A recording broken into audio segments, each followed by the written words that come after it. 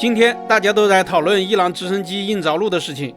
有人说忐忑了一上午才等来了最终消息，有人说伊朗有民众燃放烟花，有人说已与坠机人员取得联系，身体状况良好，还有人问为何不用伊朗国产直升机等等。反正真真假假的消息都非常多。关于这次坠机的机型，有许多媒体和军迷说是俄罗斯生产的米171，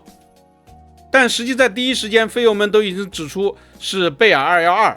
源自越南战争时期著名的修伊 UH-1。伊朗拥有贝尔212不是新闻，这是他前朝遗留下来的文物。伊朗的巴列维王朝与西方关系不错，不仅留下了 F-14， 还留下了贝尔212，甚至还有支奴干直升机。伊朗政府把这些当成了宝贝，用心维护，所以45年过去了，这些飞机有很多还能飞。美国遗留给伊朗的贝尔直升机型号很多，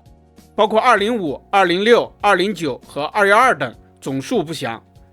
但212的数量应该不多，估计现在能飞的也只有10来架左右。它们有一些是沙漠迷彩，由伊朗空军拥有，有一些涂装不定，由伊朗直升机公司拥有，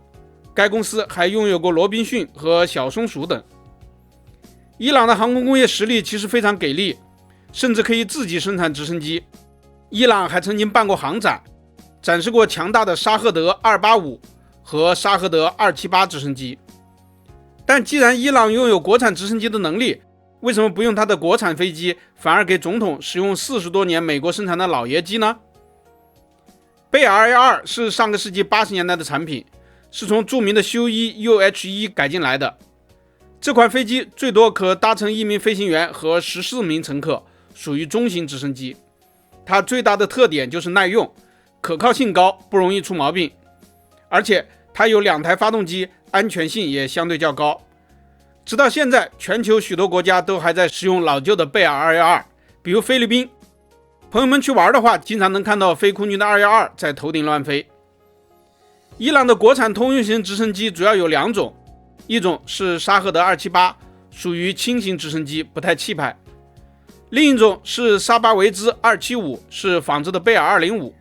它的体型就比较大，与出世的贝尔212相同，最多可以有15名成员。俄国和美国都用自家的飞机，按说伊朗是用国产的沙巴维兹275当领导专机是最合适的，但伊朗没有使用，原因可能是这种飞机的质量不太可靠。实际上无论是沙巴维兹还是沙赫德产量都不高，除了在航展上露面之外，飞友们很少见到。有人批评说搞这些东西只是为了宣传，不过客观地说，伊朗受制裁多年，水平有限，靠手搓确实也很难生产出让领导放心的直升机。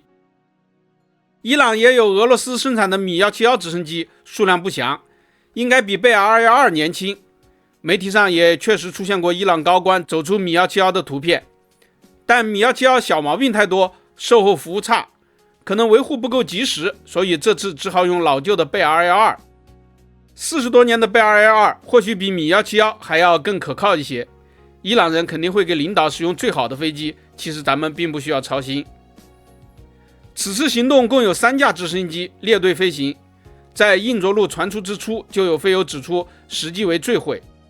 因为另外2架直升机根本没有落地救护，这架直升机也没有报告机械故障。当时天气不够好，雾中撞山的可能性极大，所以也许根本不是机械故障。伊朗机务们的维修水平很高，他们不太可能照顾不好40多年的贝尔212。